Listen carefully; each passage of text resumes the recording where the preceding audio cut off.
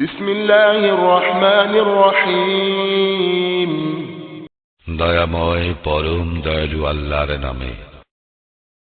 ويدعو الإنسان بالشر دعاءه بالخير وكان الإنسان عجولا মানুষ অকল্যাণ কামনা করে সেভাবে যেভাবে কল্যাণ কামনা করা উচিত।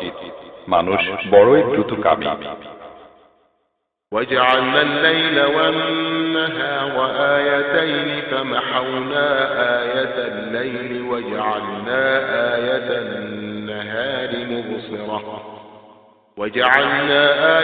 النهار مبصرة لتبتغوا فضلا من ربكم ولتعلموا عدد السنين والحساب وكل شيء فصلناه تفصيلا দেখো, আমি রাত ও দিনকে দুটি নিদর্শন বানিয়েছি। রাতের নিদর্শনকে বানিয়েছি আলোহীন এবং দিনের নিদর্শনকে করেছি আলোকোজ্জ্বল, যাতে তোমরা তোমাদের রবের অনুগ্রহ তালাশ করতে পারো এবং মাস ও বছরের হিসাব জানতে সক্ষম হও। এভাবে আমি প্রত্যেকটি জিনিসকে আলাদাভাবে পৃথক করে রেখেছি। وكل إنسان ألزمناه طائره في عنقه ونخرج له يوم القيامة كتابا يلقاه منشورا প্রত্যেক মানুষের ভালো মন্দ কাজের নিদর্শন আমি তার গলায় ঝুলিয়ে রেখেছি এবং কিয়ামতের দিন তার জন্য বের করব একটি লিখন, যাকে সে খোলা কিতাবের আকারে পাবে। اقرأ كتابك كفى بنفسك اليوم عليك حسيبا পড়ো নিজের আমলনামা, আজ নিজের হিসাব করার জন্য তুমি নিজেই যথেষ্ট। من اهتدى فإنما يهتدي لنفسه ومن ضل فإنما يضل عليها ولا تزر وازرة وزر أخرى وما كنا معذبين حتى نبعث رسولا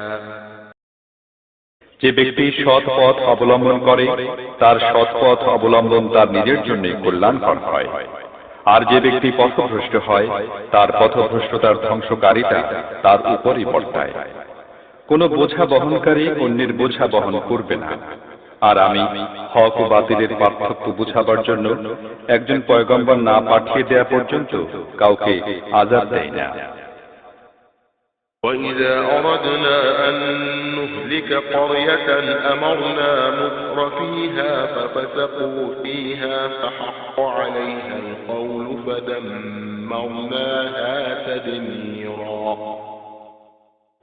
যখন আমি কোনো জনবসতিকে ধ্বংস করার সংকল্প করি তখন তার সমৃদ্ধশালী লোকদেরকে নির্দেশ দিয়ে থাকি, ফলে তারা সেখানে নাফরমানি করতে থাকে, আর তখন আযাবের ফয়সালা সেই জনবসতির উপর বলবৎ হয়ে যায় এবং আমি তাকে ধ্বংস করে দেই।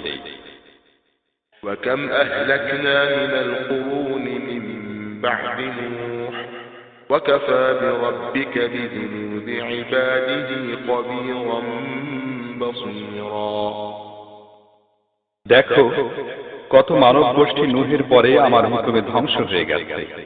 তোমার রব নিজের বান্দাদের গুনাহ সম্পর্কে পুরোপুরি জানেন এবং তিনি সবকিছু দেখছেন। من كان يريد العاجلة عجلنا له فيها ما نشاء لمن نريد ثم جعلنا